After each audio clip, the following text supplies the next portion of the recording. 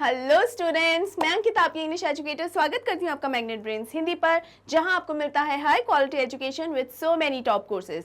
CBSE board, UP, MP, Bihar, Rajasthan, Delhi board, class 6 से लेकर class 12 तक के लिए सभी स्टूडेंट्स के लिए ये कोर्सेज अवेलेबल हैं एकदम फ्री ऑफ कॉस्ट। यानी स्टूडेंट्स, आपको इसके लिए कुछ भी पे नहीं करना है। और इसके अलावा अगर आपको ई बुक्स या ई नोट्स चाहिए तो उनके लिंक्स आपको दिए गए हैं डिस्क्रिप्शन बॉक्स में।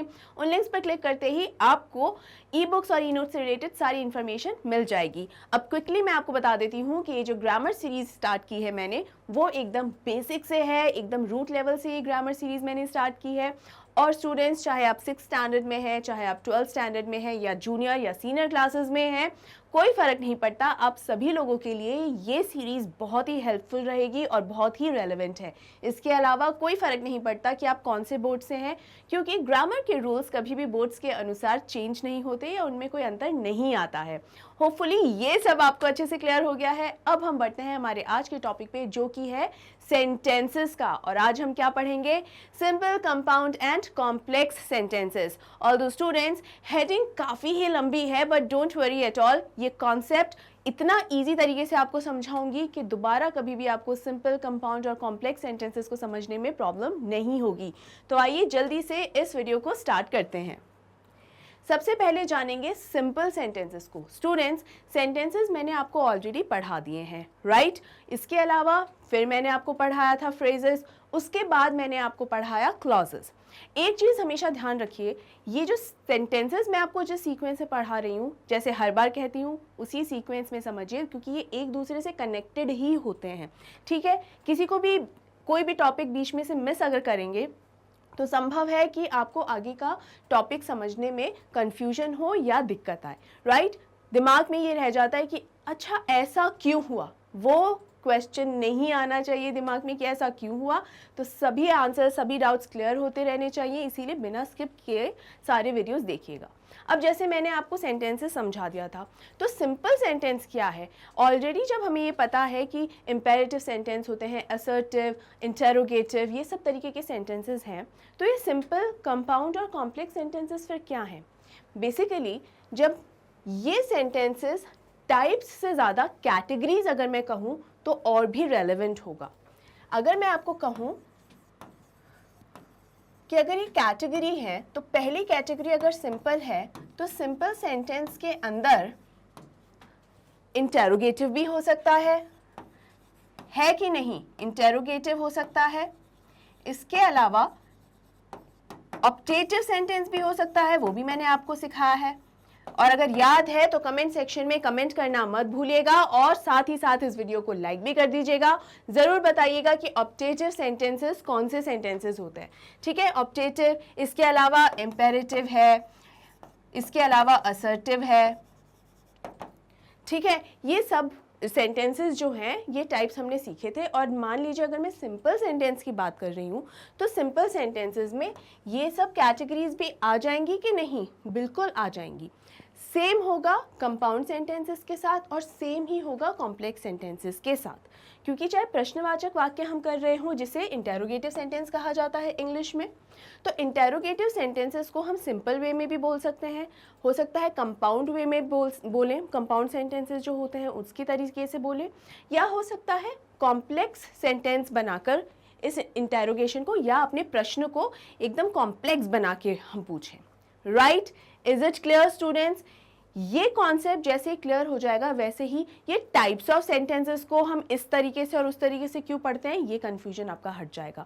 क्योंकि बेसिकली सिंपल, कंपाउंड, कॉम्प्लेक्स को भी टाइप्स ऑफ सेंटेंसेस कहा जाता है, बट अगर इसको हम कैटेगरीज बोले तो वो ज़्यादा आपको समझने में ईजी रहेगा। अब यहाँ जानते हैं कि सिंपल सेंटेंस होता क्या है। बेसिकली सिंपल सेंटेंस होता है एक इंडिपेंडेंट क्लॉज। आ गया ना क्लॉज का कॉन्सेप्ट? इसीलिए कह रही हूँ कि सारे जो चाहे क्लॉज हो, फ्रेज हो, सारे वीडियोस आपको देखने हैं ताकि हेल्प रहे। देखिए, a simple sentence only has one independent clause, that's it. नाम ही सिंपल है तो एकदम सिंपल से ही सेंटेंस हो जाता है। तो देखिए, an independent clause has a subject and a verb and expresses a complete thought. Clause क्या होता है? और इंडिपेंडेंट डिपेंडेंट क्लॉजेस क्या होते हैं, ये सब मैं आपको ऑलरेडी बता चुकी हूँ, राइट। यहाँ पर अब आप जल्दी से ये देख लीजिए कि सिर्फ एक इंडिपेंडेंट क्लॉज ही होता है सेंटेंस में, दैट्स इट। सिंपल सेंटेंस के अंदर सिर्फ और सिर्फ एक इंडिपेंडेंट क्लॉज होगा, दैट्स इट। और क्लॉज क्या होता है, सब्जेक्ट और वर्ब, यानी सब्जेक्ट प्लस वर्ब। इसके अलावा मैंने आपको क्या सिखाया है, इसके अलावा सिखाया है कि सब्जेक्ट प्लस वर्ब से एक सेंटेंस बनता है। तो मैम सेंटेंस और क्लॉज में क्या डिफरेंस रहा, ये डिफरेंस रहा कि सेंटेंस हर बार मीनिंग देता है, हर बार एक मीनिंग और एक सेंस देता है, लेकिन क्लॉज के केस में ज़रूरी नहीं ऐसा हो। क्लॉज के केस में कई बार ऐसा होगा कि वो मीनिंग देगा और कई बार ऐसा होगा कि कंप्लीट मीनिंग नहीं देगा, अधूरा अर्थ ही देगा, लेकिन उसमें सब्जेक्ट और वर्ब दोनों की मौजूदगी होगी। राइट स्टूडेंट्स, क्लियर है? ये क्विकली मैंने उसको रिवाइज करवा दिया। अब हम इसके एग्जाम्पल्स देख लेते हैं तुरंत। देखिए, some students like to study in the morning. क्यों some students like to study in the morning? इसके अंदर क्या आप कहीं पे इसको सेपरेट कर सकते हो? हाँ, हो सकता है हमको एक एडिशनल वर्ड इसके अंदर ऐड अगर करें, मतलब मशक्क़त करनी पड़ेगी, लेकिन एज इट इज़ ये सेंटेंस को क्या आप दो हिस्सों में बांट सकते हो और दो हिस्सों में बांट कर एक मीनिंगफुल बात कह सकते हो क्या? जी नहीं, ऐसा नहीं हो सकता। Some students like to study in the morning, इसके बाद अगर मैं लिखूं बिकॉज दे फील एनर्जेटिक या they feel happy about it. जी हाँ, कई स्टूडेंट्स ऐसे होते हैं, कई बच्चे ऐसे होते हैं जिन्हें सुबह इसलिए पढ़ना अच्छा लगता है क्योंकि वो इस चीज़ को लेकर बहुत खुश महसूस करते हैं खुद को कि मैं सुबह पढ़ाई करूं अगर तो मुझे ज़्यादा अच्छे से याद होगा, राइट। ये बहुत बड़ा फैक्ट है। तो अगर मैं इस सेंटेंस के आगे बिकॉज जोड़ दूं, बिकॉज, फिर मैं जो भी रीज़न दूं कि क्यों सुबह उठ के some students like to study in the morning because, तो एक सेंटेंस, एक कारण आपको मिल जाएगा, ठीक है। Because they like doing so, ऐसे लिख देते हैं, because they love doing so, क्योंकि वो ऐसा करना पसंद करते हैं, उन्हें ऐसा करना पसंद है, because they love doing so. अब यहाँ पर ये जो सेंटेंस है, नेक्स्ट वाला सेंटेंस है, बिकॉज की वजह से, because they love doing so, क्योंकि उन्हें ये करना पसंद है, क्योंकि उन्हें ये पसंद है। क्या पसंद है नहीं मालूम, पूरी तरीके से ये जो बी पार्ट है वो इस सेंटेंस के ए पार्ट पर निर्भर है कि नहीं है, है ना। तो इसका मतलब एक इंडिपेंडेंट क्लॉज हो गया, एक डिपेंडेंट क्लॉज हो गया। हुआ कि नहीं हुआ? लेकिन वो सिर्फ उस केस में हुआ बेटा जब हमने एक एडिशनल इंफॉर्मेशन आगे दी, हमको मशक्क़त करनी पड़ी इस वाक्य को बदलने के लिए। इसीलिए जब हम ये इंफॉर्मेशन हटा देते हैं और जो इंफॉर्मेशन हमारे पास बचती है वो इंफॉर्मेशन अपने आप में एक कंप्लीट सेंटेंस है, उस सेंटेंस को किसी और या किसी एडिशनल इंफॉर्मेशन की ज़रूरत नहीं है अपना अर्थ देने के लिए। इसीलिए ये पूरा वाक्य एक अपने आप में एक इंडिपेंडेंट क्लॉज है, एक मेन क्लॉज है, और इसीलिए ये एक सिंपल सेंटेंस की कैटेगरी में आता है। Is it clear? Next is the green dish broke. Green dish, ये डिश यहाँ पर कोई खाने पीने की डिश नहीं, डिश मतलब बर्तन, बर्तन को भी इंग्लिश में डिश कहा जाता है। जैसे डिश वॉशर आता है ना, कपड़े बर्तन धोने की जो मशीन होती है, इक्विपमेंट जो होता है, क्या बोलते हैं? Dish washer. तो इसके अंदर ये थोड़ी है कि पनीर टिक्का धो दिया, ये थोड़ी होता है। इसका मतलब ये है कि जिस प्लेट में या बर्तन में परोसा जाता है ना, वो बर्तन भी तो धुलता है, उन बर्तन को भी डिश कहा जाता है, यूटेंसिल्स। तो द ग्रीन डिश ब्रोक, हरे रंग की जो डिश थी या प्लेट मान लीजिए, जो भी बर्तन था वो टूट गई। अपने आप में कंप्लीट है, अपने आप में कंप्लीट है। इसको इंडिपेंडेंट से डिपेंडेंट बनाने के लिए क्या करना होगा? इसमें कोई भी बदलाव लाने के लिए क्या करना होगा? एक एडिशनल इंफॉर्मेशन डालनी होगी, तभी इसमें परिवर्तन आएगा। मौजूदा हालत में इस सेंटेंस के अंदर ऐसा कोई शब्द नहीं, ऐसा कोई एक अक्षर नहीं जिसके आधार पर हम ये कह सकें कि ये इंडिपेंडेंट क्लॉज नहीं है, कि अगर ये शब्द हम हटा दें या ये शब्द जो है यहाँ कॉमा कुछ लगा दें तो इस ये डिफरेंट हो जाएगा, या फिर मैम उस कंडीशन में अगर आप यहाँ कॉमा लगा दो, या मैम आप यहाँ पर ऐसे कुछ कर दो, या फिर कॉमा नहीं भी लगाएंगे तो भी मैम अगर आप सिर्फ बिना कुछ लगाए घटाए बढ़ाए भी अगर आप सिर्फ इसको ग्रीन तक पढ़ोगे या सिर्फ डिश तक पढ़ोगे तो सेंस बदल जाता है, तो अलग कुछ मीनिंग निकल कर आता है इस सेंटेंस में। ऐसा कहीं कुछ नहीं होगा, अपने आप में पूरा वाक्य है ये, इसमें ना कुछ घटाने की ज़रूरत है ना इसमें कुछ बढ़ाने की ज़रूरत है। अगर हमें इसमें कुछ बढ़ाना है, अगर इसमें हमें कुछ ऐड करना है तो ये फिर सिर्फ इंडिपेंडेंट क्लॉज रहे, कोई ज़रूरी नहीं। फिर इसके अंदर हम हो सकता है एक और इंडिपेंडेंट क्लॉज डालें या एक और डिपेंडेंट क्लॉज डालें। ठीक है, the green dish broke that you bought last year, that you bought last year.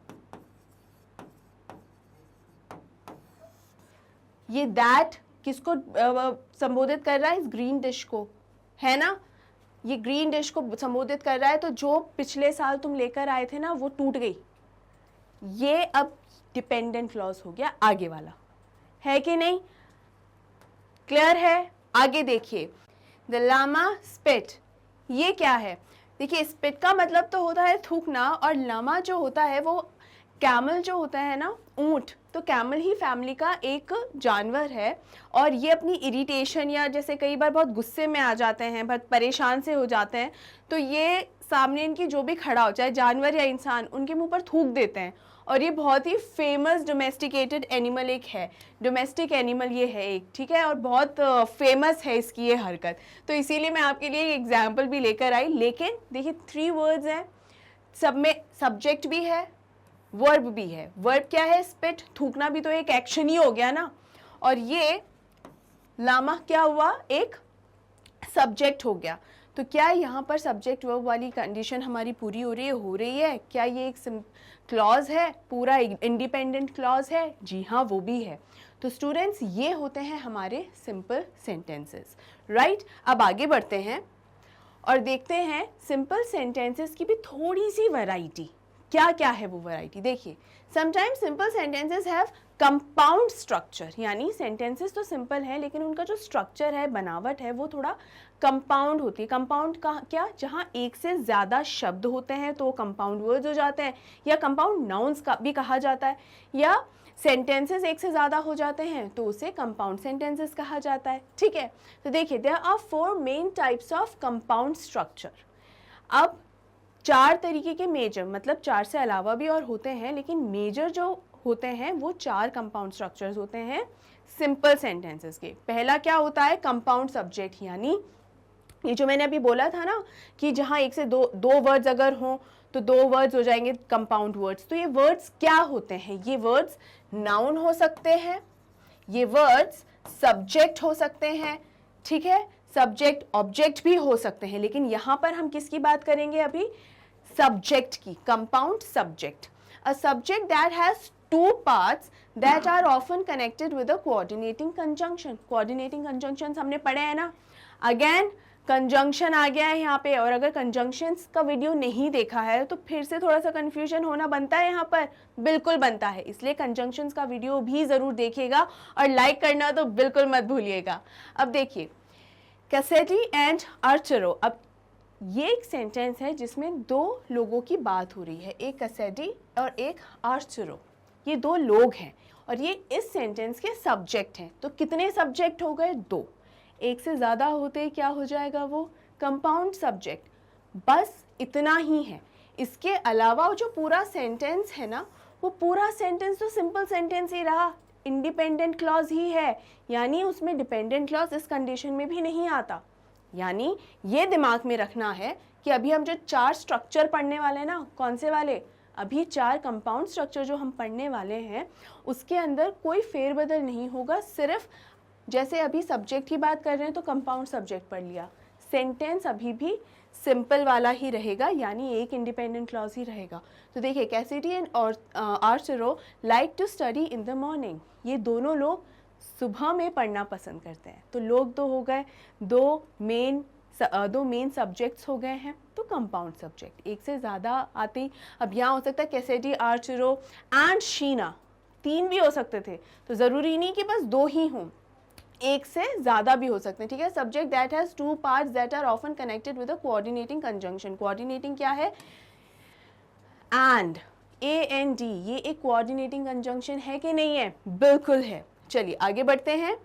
Next is compound verb. Verb क्या होता है? एक्शन। तो देखिए, a verb that has 2 parts often connected with a coordinating conjunctions. Action जो हो रहे होते हैं, तो 2 एक्शंस हो रहे हो, अब देखो उसको भी कोऑर्डिनेटिंग कंजंक्शन से ही जोड़ा जाता है। यहाँ पर वर्ब जो होती है बेटा वो मेन वर्ब होती है, मतलब कभी भी, जैसे मान लीजिए मैंने लिखा डांसिंग एंड सिंगिंग, राइट, ये 2 वर्ब्स हो गए क्या? 2 एक्शंस हो गए क्या? एक डांस वाला, एक सिंगिंग वाला। ये 2 वर्ब्स हुई कि नहीं हुई? हेल्पिंग वर्ब्स कभी भी इस तरीके से यूज नहीं होती, जैसे कभी भी इज एंड आर सेंटेंस लिखने में कभी ये आता है क्या? कभी आए तो प्लीज मुझे बताइएगा। ये कभी नहीं आता है, नेवर, ये ही आता है। तो मतलब मेन वर्ब्स की ही बात हो रही है, राइट। आगे बढ़ते हैं। Alicia goes to the library and studies every day. यहाँ पर 2 एक्शन क्या हो रहे हैं? गोज मतलब जाना, और स्टडीज, तो पहला एक्शन क्या है कि एलिसिया जो लाइब्रेरी जाती है, तो मतलब एक एक्शन क्या हुआ? लाइब्रेरी जाना। दूसरा एक्शन क्या हुआ? स्टडीज, पढ़ना। हुआ कि नहीं हुआ? राइट। तो यहाँ पर देखिए वो एक ES, एक हेल्पिंग वर्ब भी है, S या ES लगा देते हैं ना हम, राइट। तो S या ES लगा दिया, और एक स्टडीज जो मेन वर्ब है, एवरी डे। तो एलिसिया क्या है? लाइब्रेरी जाती, डेली लाइब्रेरी जाती है और पढ़ती है। 2 एक्शन हुए कि नहीं हुए? तो क्या हम इन दोनों को कंपाउंड वर्ब मान सकते हैं? जी हाँ, कंपाउंड वर्ब ही है। देखिए, goes and studies are 2 separate verbs that make a compound verb, the coordinating conjunction and connects them. Clear है? इजी था। आगे बढ़े। Next is compound direct object. Basically यहाँ कंपाउंड ऑब्जेक्ट है। ये ऑब्जेक्ट के बारे में भी तो बताया, सेंटेंस में ऑब्जेक्ट का भी तो हिस्सा होता है। ऑब्जेक्ट भी 2 तरीके, डायरेक्ट और इनडायरेक्ट होता है। तो यहाँ डायरेक्ट ऑब्जेक्ट की बात हो रही है। A noun that receives the action of the verb. To find the direct object you can usually ask who और whom। इसका क्या मतलब हुआ? बेसिकली जब ऑब्जेक्ट की बात हो रही है तो डायरेक्ट ऑब्जेक्ट वो होता है जो सेंटेंस के सब्जेक्ट के साथ सीधा सीधा जिसका जो रिलेटेड होता है, बेसिकली ये। और ये कैसे होता है, किस तरीके से? यूजुअली हमें इसके बारे में पता चलता है हु या व्हाट की, मतलब क्या कोई काम हो रहा है, कोई जो ऑब्जेक्ट है वो कैसे या कौन, इंसान भी तो ऑब्जेक्ट हो सकता है, राइट। देखते हैं। The green dish hit the ground. यहाँ पे हु शब्द नहीं, व्हाट शब्द नहीं आता, मतलब ये दोनों शब्द नहीं आते हैं सेंटेंस में। इनके अर्थ क्या है? हु मतलब कौन, व्हाट मतलब क्या। तो क्या शब्द का अर्थ जो है वो इस सेंटेंस में है, the green dish hit the ground. Green dish जो है, जो प्लेट है, उसने क्या, मतलब क्या हुआ उसके साथ, बेसिकली ये है। तो ऑब्जेक्ट यहाँ पर क्या है? ग्राउंड। ग्रीन डिश सब्जेक्ट है, हिट जो है, ग्रीन डिश जो है सब्जेक्ट है, हिट जो है वर्ब है, और ये जो ग्राउंड हो गया वो क्या हो गया? हमारा ऑब्जेक्ट। कि कहाँ क्या हुआ इसके साथ, ग्रीन डिश के साथ? ग्राउंड पे गिरी और टूट गई। तो देखिए, what did the dish hit, मतलब डिश जो है, जो प्लेट है, उसने वो किससे टकराई, क्या टकराया उससे, क्या टकराया है? द ग्राउंड, मतलब डिश से क्या टकराया, क्या, व्हाट को ही क्या बोलते हैं ना, व्हाट को ही क्या बोलते हैं। तो क्या टकराया डिश से? ग्राउंड टकराया। When ground is added to the rest of the sentence, it shows where the dish broke. The ground receives the action. Basically, हाँ, ये थोड़ा सा शायद आपको पढ़ने में टेक्निकल लग रहा होगा, मुश्किल लग रहा होगा, लेकिन सिंपल शब्दों में बात ये है कि हमारा सब्जेक्ट क्या है? डिश। उसने एक्शन क्या किया, हरकत क्या की? भिड़ने की, हिट करने की, ये एक्शन हुआ। और वो एक्शन किसके ऊपर परफॉर्म हुआ? ग्राउंड पे। यही बात लिखी हुई है यहाँ पर, दैट्स इट, और कुछ अलग बात नहीं लिखी है। ये ग्राउंड डायरेक्ट ग्रीन डिश के साथ कनेक्टेड है क्या? ऐसा तो नहीं है ग्राउंड किसी और चीज़ के साथ कनेक्टेड है, नहीं ना। तो डायरेक्ट रिलेशन है, मतलब फर्स्ट कज़न नहीं, सेकंड कज़न नहीं, डायरेक्ट रियल ब्रदर है ठीक है, या तो रियल ब्रदर या रियल सिस्टर, रियल है, तो डायरेक्ट रिलेशन है। तो ये हमारा डायरेक्ट ऑब्जेक्ट हो गया। तो कंपाउंड डायरेक्ट ऑब्जेक्ट। तो यहाँ क्या कंपाउंड बेसिकली बन रहा है? यहाँ बन रहा है नाउन और ऑब्जेक्ट का जब combination, that is compound object. ठीक है, क्लियर है स्टूडेंट्स? आगे बढ़ें। अब देखिए कंपाउंड प्रपोजिशनल फ्रेज, इसमें क्या होता है? इसमें प्रपोजिशन आता है, दैट्स इट। क्लॉज पूरा इंडिपेंडेंट ही रहता है। अब देखिए कैसे, a phrase that begins with a preposition, that's it. Phrase begins with a preposition. यहाँ पर स्टूडेंट्स ये प्रपोजिशनल फ्रेज ज़रूर है, लेकिन सिंपल सेंटेंस है। इसको पहले वाले क्लॉज, इसके अंदर क्लॉज है। आप हमेशा ये चीज़ ध्यान रखिए कि सेंटेंस है, कोई भी एक sentence, simple sentence independent clauses का ही बनता है, राइट? उसके अंदर एक फ्रेज भी आ सकता है, ये भी समझिए इससे। ठीक है, अब यहाँ देखिए क्या है, द लामा स्पिट, पहले सिर्फ ये था कि वो स्पिट करता है, थूकता है ये जानवर, right? The llama spit at the man's head. At, ये वो शब्द है जिसकी वजह से हमें पता चल रहा है कि स्पिट किया तो कहाँ किया, वेयर, ये हमें पता चल रहा है। तो क्या ये कंपाउंड स्ट्रक्चर के अंदर आता है? यस और नो? बिल्कुल यस। देखिए, the word at is a preposition, this means that at the man's head is a compound prepositional phrase, right students? क्या हमें ये समझ में आया? तो ये एक प्रपोजिशनल फ्रेज है जो कि किस में आता है? कंपाउंड सिंपल स्ट्रक्चर में। कंपाउंड स्ट्रक्चर जो है सिंपल सेंटेंसेस के, उसमें आता है। आई होप स्टूडेंट्स यहाँ तक आपको अच्छे से क्लियर है। और इसके बाद हम बढ़ते हैं हमारे कंपाउंड सेंटेंसेस की ओर। कंपाउंड सेंटेंसेस क्या होते हैं? बेसिकली कंपाउंड सेंटेंसेस में दो इंडिपेंडेंट क्लॉजेस होते हैं, यानी कंपाउंड सेंटेंस, जैसे सिंपल सेंटेंस में एक ही इंडिपेंडेंट क्लॉज था, कंपाउंड में दो इंडिपेंडेंट क्लॉजेस होते हैं। और ये कैसे जुड़ते हैं? ये जुड़ते हैं हमारे कोऑर्डिनेटिंग कंजंक्शंस से। कोऑर्डिनेटिंग कंजंक्शंस याद है?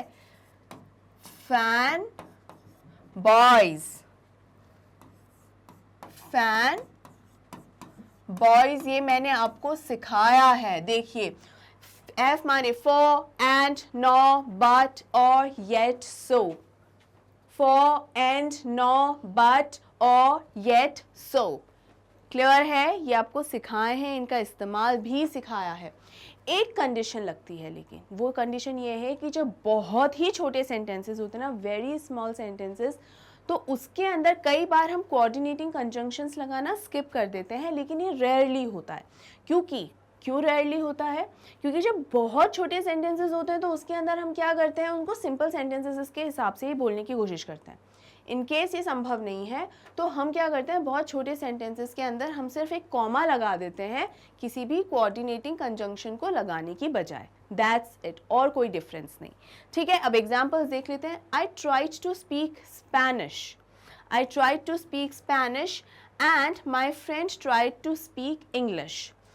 ये सेंटेंस में हम एंड ना पढ़ें, एक बार हम इस एंड को एक बार नहीं अगर पढ़ें, तो ये I tried to speak Spanish इस सेंटेंस का पार्ट ए है।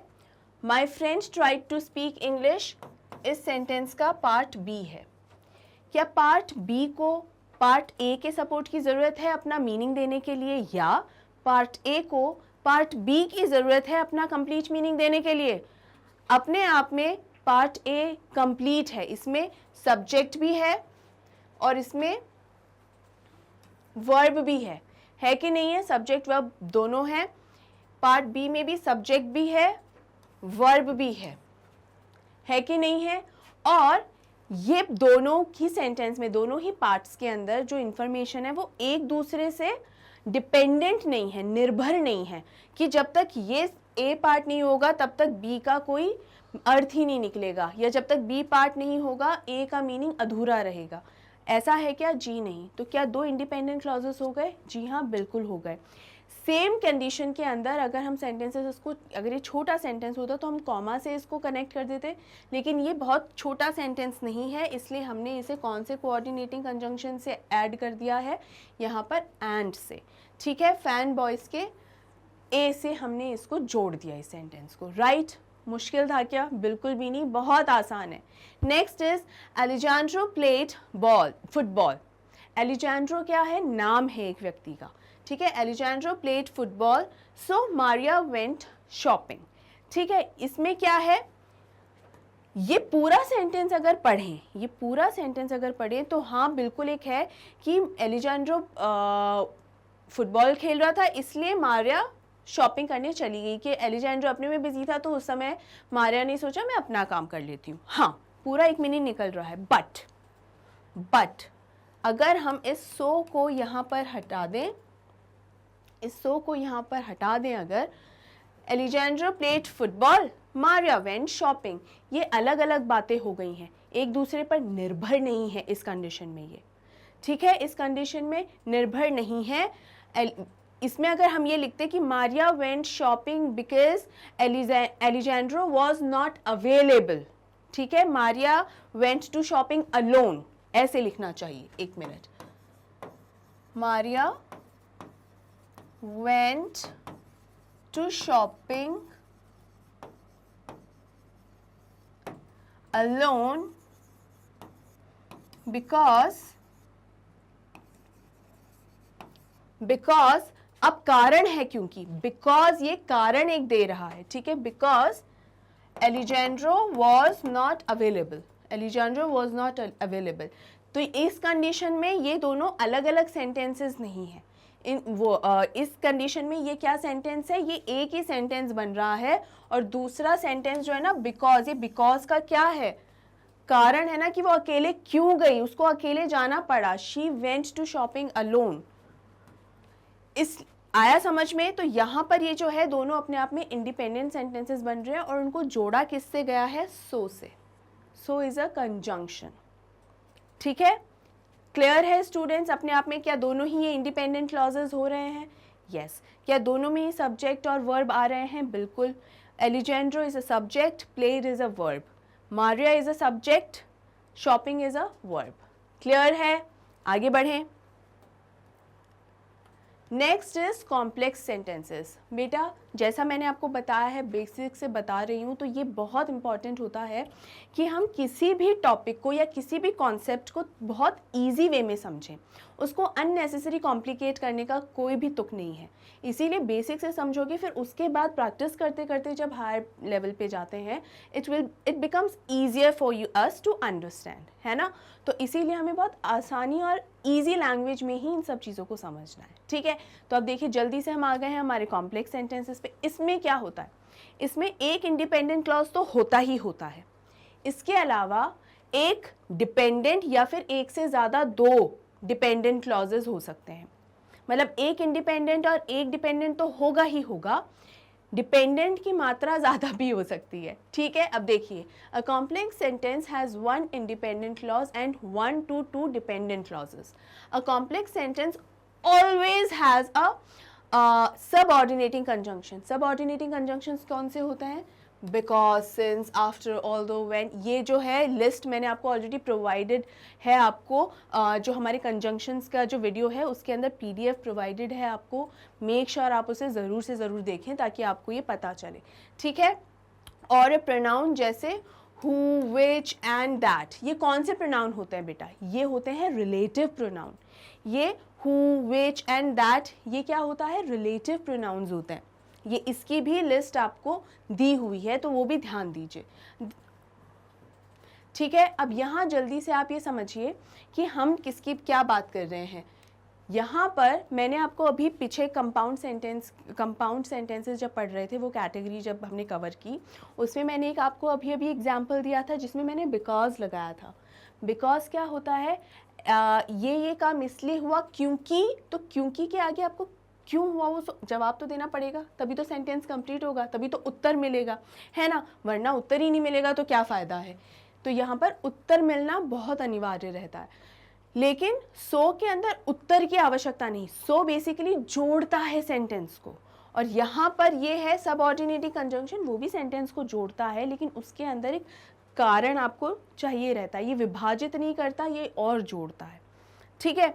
अब यहाँ देखिए एक और चीज़ देखिए, if a dependent clause has a subordinating conjunction, जो डिपेंडेंट क्लॉज अगर है उसके अंदर अगर कोई सबऑर्डिनेटिंग कंजंक्शन है and is located at the beginning of the sentences, यानी ये जो सबऑर्डिनेटिंग क्लॉजेस जो है ना, मान लीजिए इनमें से कोई भी शब्द, कोई भी सबऑर्डिनेटिंग कंजंक्शन किसी भी एक शब्द का इस्तेमाल करके, मान लीजिए व्हेन का हमने इस्तेमाल किया, और अगर वो सेंटेंस, यूजुअली कंजंक्शंस कहाँ आते हैं, सेंटेंसेस के बीच में आते हैं ना भाई, एक सेंटेंस ये है, एक सेंटेंस ये है, और हमने बीच में ये कंजंक्शन लगा दिया, तभी तो दो सेंटेंसेस जुड़ गए, हुआ कि ऐसा या नहीं हुआ, तब ये है सेंटेंस पार्ट ए, ये है सेंटेंस पार्ट बी, दोनों को जोड़ने के लिए तो कंजंक्शन का यूज़ होता है, तो दोनों के सेंटेंसेस के बीच में आता है। लेकिन मान लीजिए एक ऐसा केस है जिसके अंदर इस व्हेन से सेंटेंस की शुरुआत हो रही है, उस केस में क्या होगा, सेंटेंस ए पहले आएगा ही आएगा, ठीक है, और उसके बाद कॉमा लगेगा और फिर सेंटेंस बी शुरू होगा। ये इजी था, ये मुश्किल था क्या? ये बिल्कुल मुश्किल नहीं है। तो इसीलिए बस इतनी सी बात यहाँ लिखी हुई है कि is located at the beginning of the sentence, a comma should be used to separate it from the independent clause. यानी डिपेंडेंट और इंडिपेंडेंट, यहाँ व्हेन आ गया, अगर यहाँ व्हेन आ गया है तो ये अपने आप में ये साबित हो जाता है कि पार्ट ए एक डिपेंडेंट क्लॉज है, डिपेंडेंट क्लॉज है, साबित हो जाता है। कॉम्प्लेक्स सेंटेंस की क्या शर्त है कि एक इंडिपेंडेंट और एक डिपेंडेंट क्लॉज तो रहेगा ही रहेगा, ठीक है। हो सकता है डिपेंडेंट क्लॉजेस की मात्रा बढ़ जाए लेकिन इंडिपेंडेंट क्लॉज की मात्रा घटेगी नहीं, मतलब एक इंडिपेंडेंट तो रहेगा ही रहेगा, ये भी अपने को क्लियर है। डिपेंडेंट यहाँ तक आ चुका है और दो ही क्लॉजेज हैं, दो ही क्लॉजेज में अगर इंडिपेंडेंट आ चुका है तो क्या बचा, इंडिपेंडेंट ही बचा ना। इसका मतलब बी पार्ट हमारा क्या हो जाएगा, इंडिपेंडेंट क्लॉज। तो इस डिपेंडेंट और इस इंडिपेंडेंट को हम किससे, कॉमा से सेपरेट करेंगे। ये बहुत इजी है लेकिन आपको फिर भी मैंने इसको इतना टाइम देकर इसलिए एक्सप्लेन करने की कोशिश कर रही हूँ क्योंकि इसमें बहुत गड़बड़ें होती हैं। ये प्रपोजिशन कहाँ कहाँ, not preposition, I am sorry, punctuation कहाँ लगेगा वो भी सीखने में मदद करता है, क्योंकि हम कई बार ये समस्या हमारे दिमाग में आती है कि मैम ये punctuation, specially comma, full stop तो हम लगा देते हैं, क्वेश्चन मार्क भी लगा देते हैं, कॉमा में बहुत समस्या आती है क्योंकि सबसे कॉमनली इस्तेमाल होने वाला एक पंक्चुएशन मार्क है। तो यहाँ कॉमा लगेगा। आया समझ में? क्लियर है बेटा? इजी है। आगे बढ़े। अब यहाँ हम दो तरीके से एग्जाम्पल देखेंगे। एक तो एग्जाम्पल्स देखेंगे जहाँ पे हमने सबऑर्डिनेटिंग कंजंक्शन का देखा है, और एक एग्जाम्पल देखेंगे जहाँ हमने क्या देखा है, प्रोनाउन या रिलेटिव प्रोनाउन का इस्तेमाल करते हुए। अब मैं एक चीज़ यहाँ आपको क्लियर करती हूँ, यहाँ मैंने सिर्फ प्रोनाउन लिखा है, रिलेटिव प्रोनाउन नहीं लिखा, क्योंकि कुछ केसेस के अंदर ये स्पेसिफिक नहीं किया जा सकता कभी भी कि रिलेटिव प्रोनाउन ही होगा।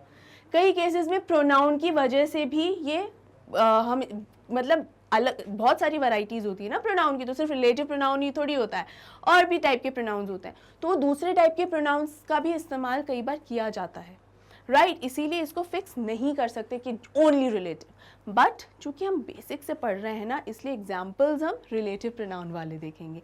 Is it clear? आगे बढ़े। अब देखिए, complex sentences using subordinating conjunctions, इसके एग्जाम्पल्स देखते हैं। when कोऑर्डिनेट सबऑर्डिनेटिंग कंजंक्शन है, when से स्टार्ट हो रहा है, आ गया कॉमा, जैसे ही सेंटेंस खत्म हुआ आ गया comma. when he handed in his homework he forgot to give the teacher the last page, जब उसने अपना होमवर्क कंप्लीट किया करके दिया, हैंडेड का मतलब ये होता है कि थमाना, यानी टीचर को हाथ में होमवर्क थमा दिया अपना, तो जैसे ही उसने वो होमवर्क थमाया ना, वो भूल गया कि उसने टीचर को लास्ट पेज तो दिया ही नहीं। ऐसा बहुत बार होता है ना कि हम हमारा काम पूरा कंप्लीट करते हैं और इतना ज़्यादा एक्साइटेड रहते हैं उस काम को सबमिट करने के चक्कर में कि कई बार कुछ चीज़ें छूट ही जाती हैं, और जैसे ही सबमिशन हो जाता है उसके बाद याद आता है अरे ये तो मैंने लिखा ही नहीं था, अरे वो तो मैंने मेंशन ही नहीं किया, अरे ये तो पेज रह ही गया। ये चीज़ें होती हैं। वैसा ही हमारे साथ इस एग्जाम्पल में इस व्यक्ति के साथ हो गया। और सेंटेंस देखिए, ये हो गया हमारा इंडिपेंडेंट। जैसे ही यहाँ पर हमारा सबऑर्डिनेटिंग कंजंक्शन आ गया है तो हमें पता ही है कि ये डिपेंडेंट क्लॉज है, आगे वाला इंडिपेंडेंट क्लॉज है। और व्हेन हमारा क्या है, क्योंकि व्हेन से शुरू हुआ है, सबऑर्डिनेटिंग कंजंक्शन से सेंटेंस ही शुरुआत हुई है, तो यहाँ कॉमा आएगा ही आएगा दोनों क्लॉजेस को सेपरेट करने के लिए। राइट स्टूडेंट्स, क्लियर है? ईजी था। आगे बढ़े। The teacher returned the homework after she noticed the error. The teacher returned the homework कब? After she noticed the error. मतलब कब रिटर्न किया था? जब उसने उसमें कोई गलती देखी, एरर देखा, मिस्टेक देखी, तब रिटर्न कर दिया। क्लियर है? Next is the students are studying because they have a test tomorrow. The students are studying, students पढ़ रहे हैं, अपने आप में इंडिपेंडेंट है। Because they have a test tomorrow, because they have a test tomorrow, तो क्या कर रहे हैं? तो पढ़ रहे हैं। तो because they have a test tomorrow, ये अपने आप में क्या हो गया? इंडिपेंडेंट या डिपेंडेंट? डिपेंडेंट क्लॉज है बेटा, इसीलिए। और देखिए सबऑर्डिनेटिंग कंजंक्शन है। It is very easy, very simple, but हाँ समटाइम्स कंफ्यूजिंग, क्योंकि हमें कंजंक्शन अगर नहीं पढ़े रहते हैं तो समझ में नहीं आता, अरे यहाँ बिकॉज आ गया था तब तो ऐसे, और वहाँ वैन आ गया था तो ऐसे। इसीलिए सारे के सारे ये जो टॉपिक्स मैंने पढ़ाए हैं, इसी वजह से इसको सीक्वेंस में पढ़ना ज़रूरी है। ठीक है, एक सेंटेंस को समझने के लिए क्लॉजेस पता होना ज़रूरी है, फ्रेजेस भी पता होना ज़रूरी है, और साथ ही साथ कंजंक्शंस ये भी पता होना ज़रूरी है। राइट स्टूडेंट्स, क्लियर है? आगे बढ़े। Next is complex sentences using relative pronouns. Relative pronouns कैसे? I have a friend dash hair is pink. जिसके है, तो मतलब ये जो हुज है ये किसको बता रहा है? ये जो हुज है वो किसे बता रहा है? फ्रेंड को। तो रिलेटेड हो गया। ये रिलेशन ही बताया जाता है रिलेटिव प्रोनाउन में। दैट्स इट, कि मेरा एक फ्रेंड है जिसके बाल, मेरे एक फ्रेंड है जिसके बाल क्या है? पिंक कलर के हैं। पिंक कलर करवा लिया होगा, right? Next is this is the book that. ये जो दैट है वो किसे दर्शा रहा है? बुक को। बुक क्या है यहाँ पर? नाउन है। बेसिकली नाउन से रिलेटेड होता है, इसीलिए तो प्रोनाउन हो गया। Everyone is talking about the book which is out of print is one of my favorites. Which is out of print is one of my favorites. मेरी सबसे पसंदीदा में से एक है।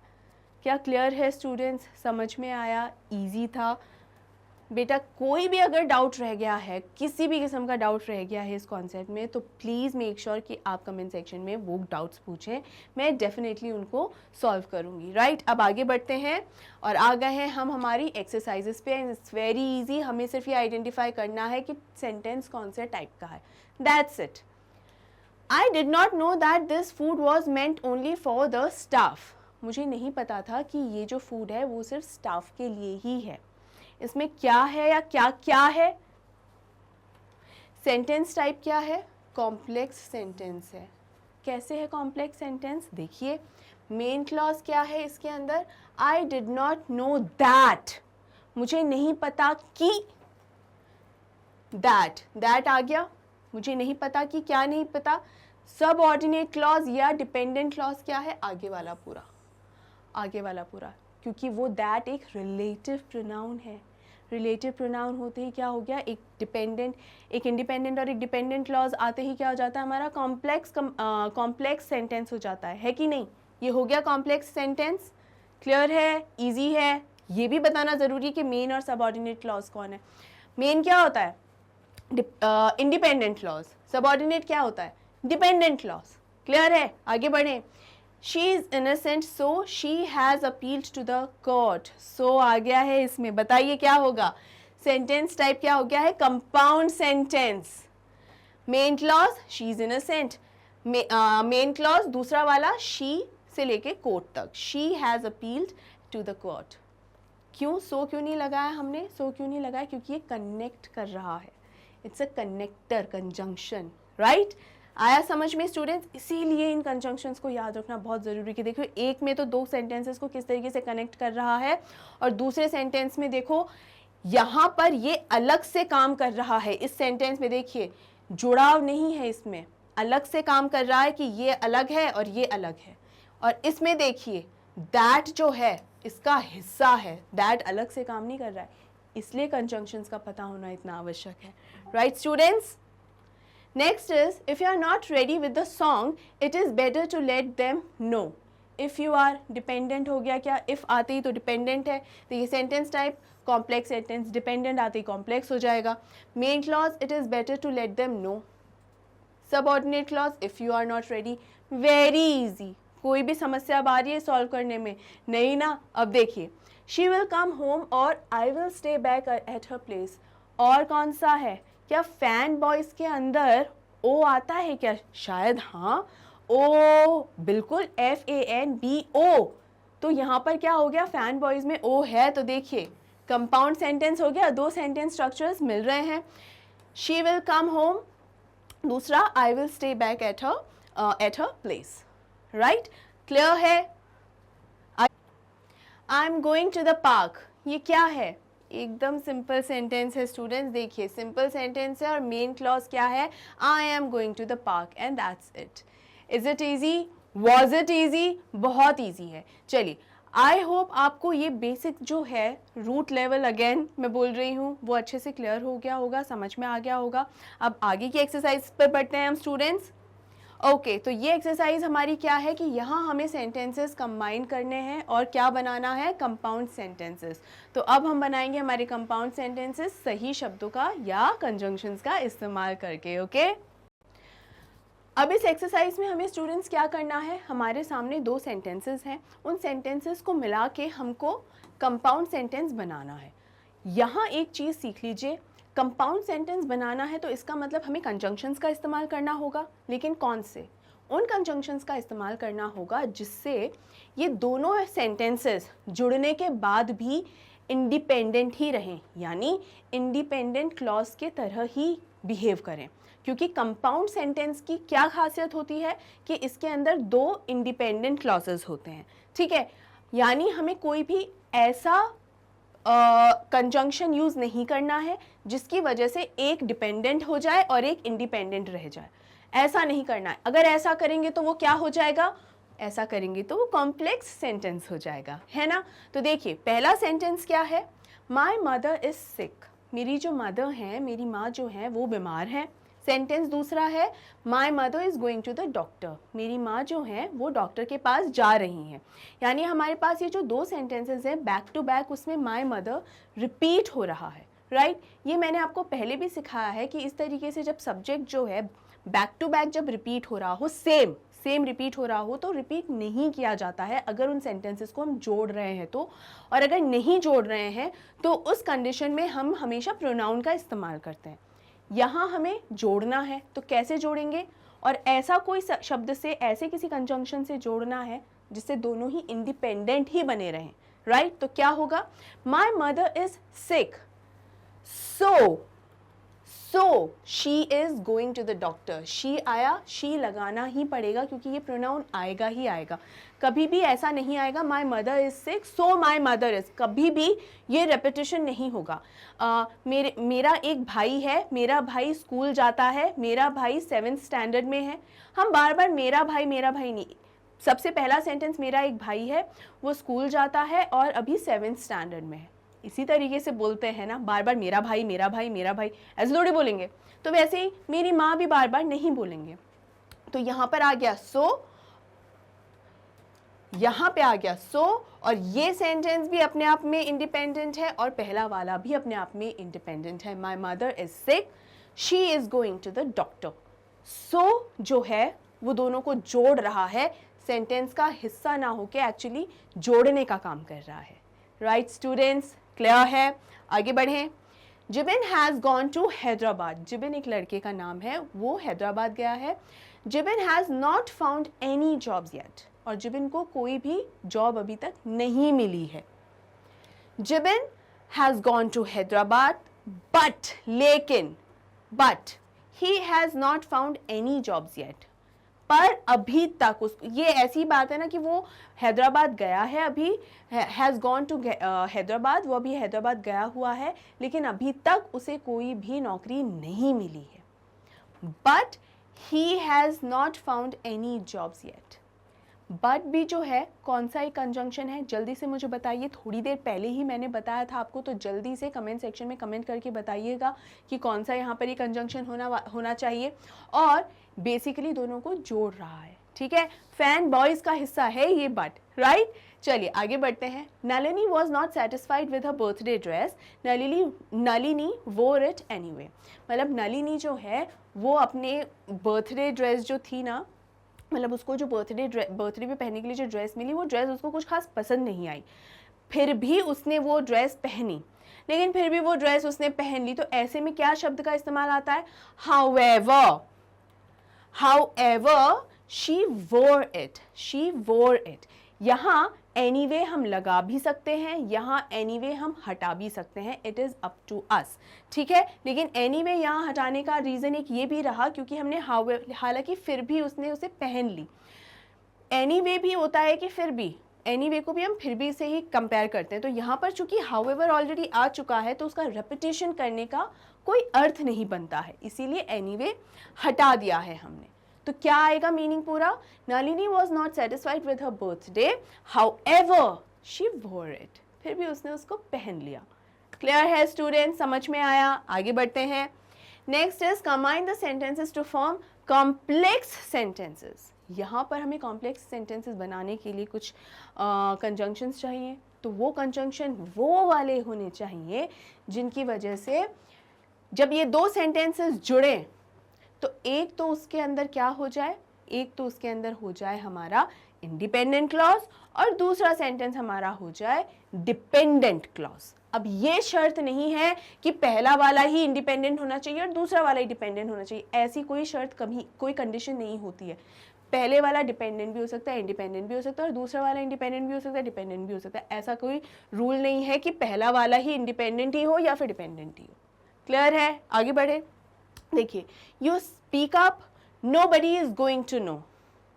You speak up, nobody is going to know. इसको कैसे हम ऐड करेंगे? देखिए, unless you speak up nobody is going to know. किसी को भी पता नहीं, तुम बोलो किसी को भी पता नहीं चलेगा। यहाँ पर क्या है? अनलेस का मतलब मैंने आपको सिखाया है इफ नॉट। तो मतलब अगर तुम नहीं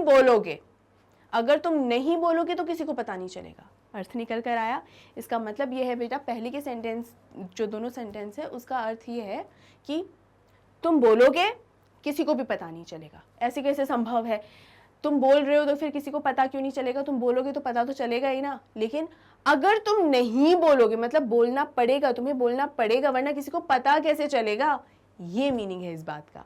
तो unless you speak up, comma नहीं भूलना है। ये भी मैं आपको एक बात बता दूं, मान लीजिए एक्सरसाइज अगर आपके एग्जाम में आती है, देखिए बोलने में ये कुछ पता नहीं चलता है, बोलने में बस ये है कि हल्का सा पॉज लेना होता है, वरना इतना पता नहीं चलता। लेकिन मान लीजिए आपके एग्जाम में ऐसी एक्सरसाइज आ जाती है और आपने ये कॉमा यहाँ नहीं लगाया है, तो यहाँ मार्क्स भी डिडक्ट होते हैं, ठीक है, because it is important, mandatory, ठीक है। Nobody is going to know, right. एक चीज़ ये ध्यान रखना बेटा, वैसे तो ये ऑब्वियस सी बात है, आपको पता भी होगी, फिर भी मैं आपको ध्यान दिला दूं। दो सेंटेंसेस है तो दूसरे सेंटेंस का फर्स्ट वर्ड का पहला लेटर जो है कैपिटल में आता है ना, लेकिन यहाँ इसके बाद क्योंकि अब एक ही सेंटेंस हो गया है, दो अलग अलग नहीं है, तो यहाँ पर ये लेटर जो है स्मॉल हो जाता है, ठीक है। ऑब्वियस सी बात है, लेकिन फिर भी मैंने हाईलाइट कर दी कि इन केस कन्फ्यूजन रह जाए अगर किसी को तो, right. Next is you are the only friend you taught me right from wrong. यानी इसका क्या मतलब है? तुम मेरे एकमात्र दोस्त हो, तुम मुझे सही से गलत का बताते हो, ठीक है, कि गलत में सही क्या है, सही से गलत क्या है, ये मतलब सही और गलत की पहचान जो है तुम मुझे करवाते हो, तुम मेरे एकमात्र दोस्त हो। तो ये क्या हो जाएगा? You are the only friend who, जो कि मुझे, who taught me right from wrong, कि क्या सही है क्या गलत है। हु टॉट मी, कुछ रिलेटिव हो रहा है यहाँ पे, तो यहाँ पर ये देखिए who taught me right from wrong. Clear है स्टूडेंट? समझ में आया? कॉम्प्लेक्स सेंटेंस में प्रोनाउंस आते हैं ना, यहाँ पे हम कौन से प्रोनाउंस को आज हाईलाइट कर रहे हैं? रिलेटिव प्रोनाउन, क्योंकि सबसे बेसिक स्ट्रक्चर जो होता है रिलेटिव प्रोनाउन से ही हम सीखते हैं। आगे देखिए, आई वॉज नॉट हैप्पी, मैं खुश नहीं थी या था। देखते हैं कौन है। I went to the reception for the sake of my friend, मैं खुश नहीं था फिर भी मैं अपने I went to the reception for the sake of my friend. देखिए, दो आई वॉजेंट हैप्पी, हालांकि मैं खुश नहीं था, I went to the reception for the sake of my friend. अब यहाँ पर देखिए, आपको ये मीनिंग तो समझ में आ गया होगा। यहाँ देखिए, जब मैं हिंदी में बता रही थी तो मैंने यहाँ फिर भी बोला। पिछले एग्जाम्पल में जब हाउएवर आया था तब भी मैंने फिर भी बोला था। इसका यहाँ अर्थ ये निकलता है, जैसे कई बार मैंने पहले भी आपको बताया है, फिर से बता देती हूँ, कि कभी भी इंग्लिश का हर एक एक शब्द को, मतलब हिंदी के एक एक शब्द को इंग्लिश में ट्रांसलेट मत कीजिए, अर्थ को ट्रांसलेट करना होता है। कि यहाँ पर आपको बट लिख सकते थे हम, I was not happy but I went to the reception for the sake of my friend, but भी लिख सकते थे, राइट। सो नहीं लिख सकते थे, बट लिख सकते थे, लेकिन फिर उसमें ये क्या हो जाता, एक इंडिपेंडेंट हो जाता, एक डिपेंडेंट हो जाता। ऐसा होता क्या? नहीं, दोनों ही इंडिपेंडेंट हो जाते।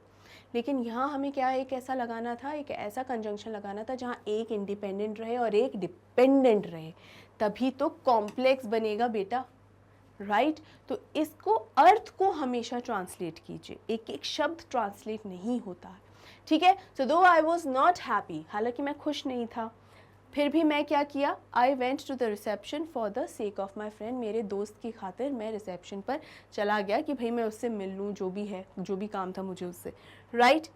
Is it clear? समझ में आया? आसान था क्या?